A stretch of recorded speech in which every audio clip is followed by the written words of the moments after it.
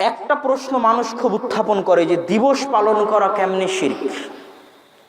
আমি আর উত্তর দিয়ে বলতে চাই, একদিন রাসূল সাল্লাল্লাহু আলাইহি ওয়াসাল্লামের সাথে তিরমিজিতে এই হাদিস পাবেন, সাহাবীরা চলতেছে, তো সাহাবীরা আল্লাহ রাসূলকে বলতেছে, আল্লাহ রাসূল, খ্রিস্টানদের একটা গাছ আছে জাতে আনওয়াত, যেই গাছে খ্রিস্টানেরা তরবারি ঝুলিয়ে রাখে, আমাদের জন্য যদি এরকম একটা গাছ বানিয়ে দিতেন যেই গাছে আমরা তরবারি ঝুলিয়ে রাখতাম, এরকম যদি একটা নির্দিষ্ট কিছু বানিয়ে দিতেন যেখানে আমরা নির্দিষ্ট জায়গায় বসে বিশ্রাম নিতাম, নির্দিষ্ট গাছে তরবারি ঝুলিয়ে রাখতাম, এরকম যদি একটা করে দিতেন, তো রাসূল সাল্লাল্লাহু আলাইহি ওয়াসাল্লাম উত্তর কি দিলেন? আশ্চর্য হয়ে যাবেন।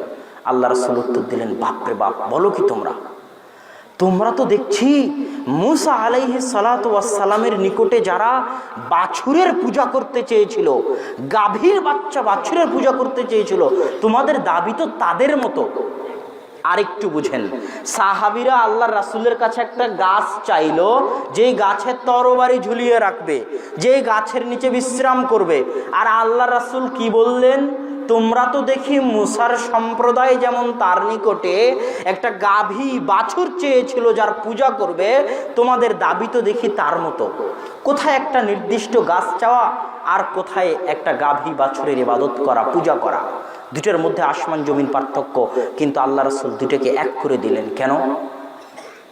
পৃথিবীতে নির্দিষ্ট কোনো সময়ের, নির্দিষ্ট কোনো দিনের, নির্দিষ্ট কোনো স্থানের, নির্দিষ্ট কোনো জায়গার, নির্দিষ্ট কোনো বস্তুর, নির্দিষ্ট কোনো ব্যক্তির বিন্দুমাত্র মূল্য হতে পারে না, ইল্লা তবে আল্লাহ যেই জায়গার মূল্য দিয়েছে, আল্লাহ যেই দিনের মূল্য দিয়েছে, সেই দিন, সেই জায়গা, সেই স্থান ব্যতীত পৃথিবীর নির্দিষ্ট কোনো দিন, নির্দিষ্ট কোনো জায়গার কোনো মূল্য নাই। আল্লাহ বলেছে মক্কা মদিনা পবিত্র জায়গা, এর বাইরে পৃথিবীর দ্বিতীয় কোনো জায়গার মূল্য নাই। বাইতুল মাকদেসের কথা আল্লাহ বলেছে, শামের কথা আল্লাহ বলেছে, বাকি কোনো জায়গাকে মূল্যবান করার অধিকার কারো নাই। রমাজানকে আল্লাহ বলেছে মূল্যবান, শুক্রবারের দিনকে আল্লাহ বলেছে মূল্যবান, ঈদুল ফিতর ঈদুল আজহাকে বলেছে মূল্যবান। এগুলো বাদে আর কোনো দিনকে মূল্যবান করার অধিকার কারো নাই। যখনই সেটাকে মূল্য দিতে চাইবে, তখনই ওই মুসা আলাইহিস সালাতু ওয়াস সালামের সম্প্রদায় যেমন গাভীর পূজা করতে চেয়েছিল, ওই পূজা করার মতো হবে যেন দিনটার পূজা করতেছে, দিনটাকে বিশেষ মর্যাদা দিয়ে। এই জন্য এটা শিরক, চলবে না, করতে পারবেন না।